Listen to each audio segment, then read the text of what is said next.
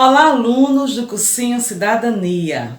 É com muita alegria que estou aqui para poder contribuir um pouquinho para realizar o sonho de vocês, que é conseguir uma vaga em uma universidade brasileira. Bem, eu sou a professora Josi Medeiros, sou uma das professoras de Biologia e hoje nós vamos dar continuidade às aulas. Nós teremos a aula 2 e o nosso tema será Aspectos Bioquímicos das Estruturas Celulares. Química e vida. O que caracteriza, do ponto de vista da química, a existência da vida? Isso mesmo, a matéria orgânica.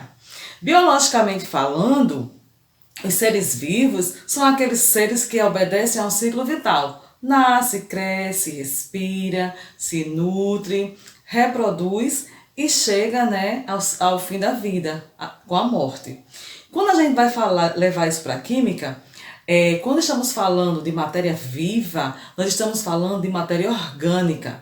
Disse que a matéria orgânica é quando ela é composta por uma cadeia carbônica, vai ter o carbono como elemento principal, e atrelado a ele, através das ligações químicas, nós vamos ter o hidrogênio, vamos ter o oxigênio, o nitrogênio, nós vamos ter em algumas situações o fósforo e o enxofre.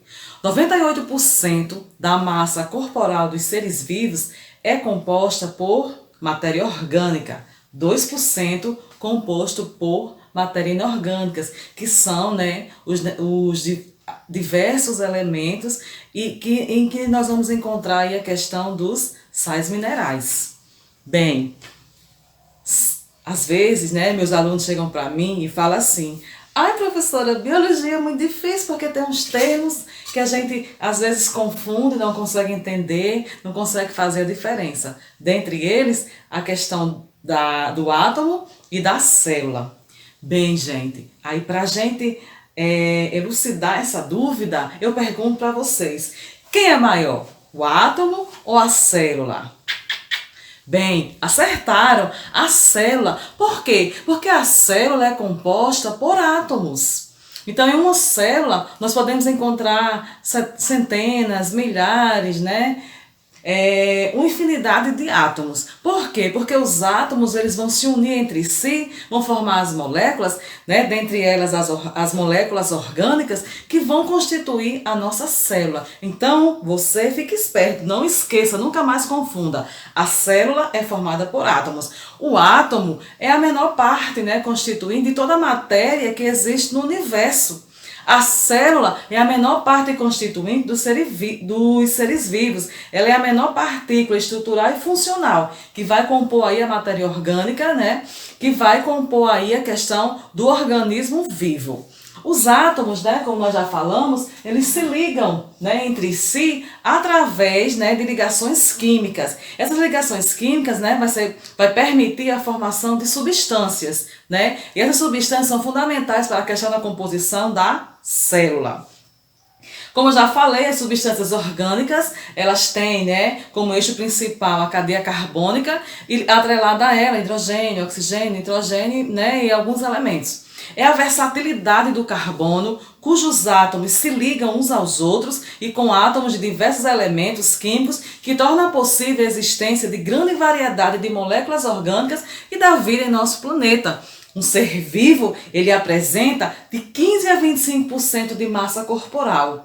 Porém, a grande substância presente em abundância no nosso corpo é a água, cerca de 75 a 85%, e 1% dos sais minerais. Formando as substâncias e os sais. Como nós formamos as substâncias, Ou como são formadas as substâncias e como são formados os sais? Através das ligações. As ligações covalentes, elas formam as moléculas, porque existe aí um compartilhamento, de pares de elétrons. Eu trouxe o exemplo aqui da molécula da água. Então, nós vamos ter o oxigênio e o hidrogênio. O hidrogênio, ele precisa de um elétron para que ele possa se estabilizar, e o oxigênio precisa de 2. Então, o que acontece? Um átomo de oxigênio vai se ligar a 2 átomos de hidrogênio, e eles vão compartilhar, os elétrons vão coexistir entre eles. Então, a ligação covalente vai originar as moléculas.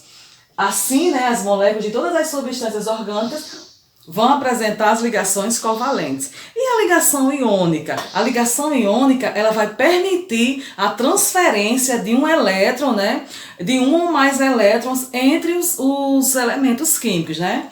Bem, quando um átomo, né, ele cede um elétron, né, ele doa um elétron, e o outro ganha, existe aí a formação de íons, certo? Esses íons, eles podem ser positivos ou podem ser negativos. Quando o átomo ele cede um elétron, ele se torna positivo. E nós damos, né, ao nome desse íon, nós vamos chamar de cátion.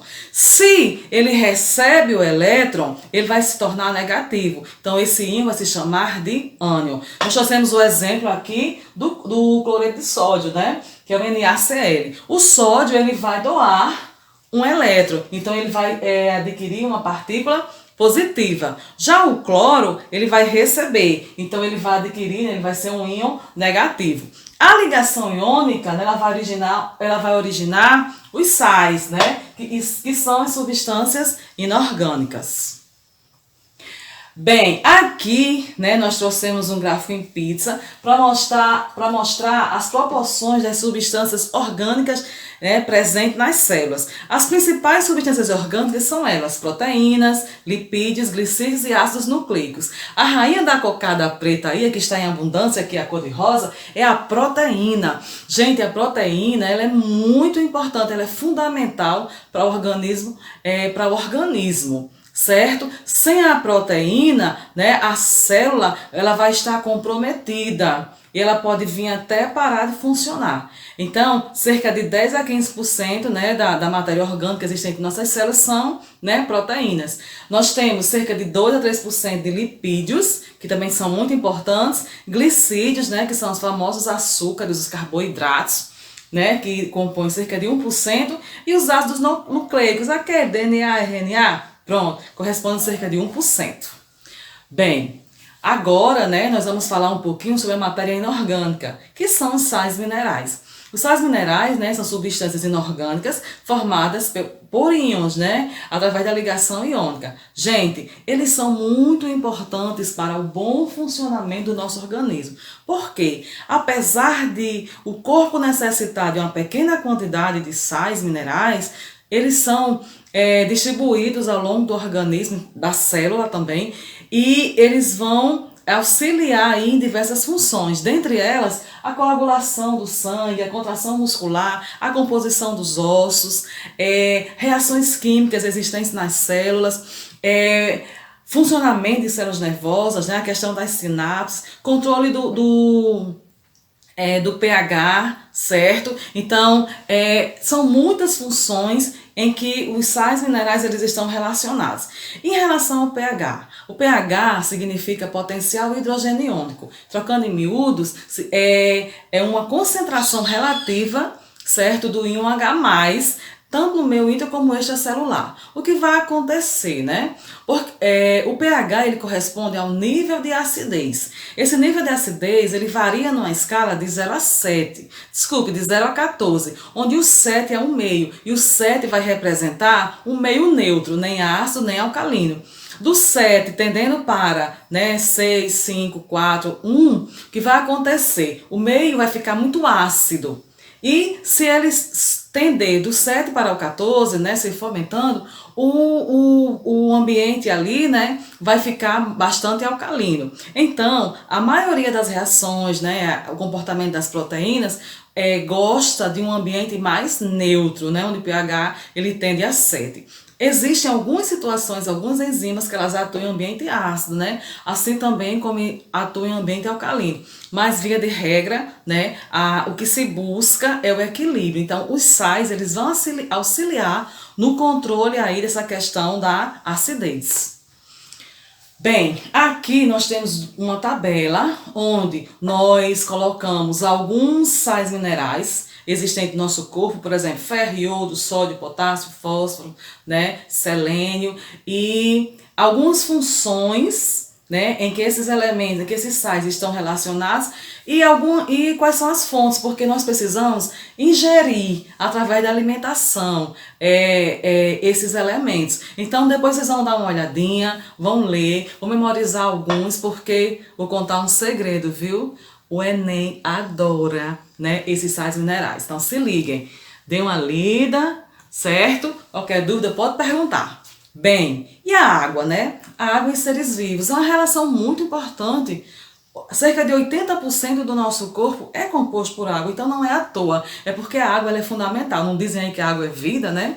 Mas trazendo para cá, qual a importância da água? A água ela é o solvente universal, ou seja, ela ajuda, né, a dissolver, a quebrar algumas moléculas, algumas macromoléculas que são importantes para o nosso organismo. Também na absorção de vitaminas, né, no caso do complexo B, no caso da vitamina C.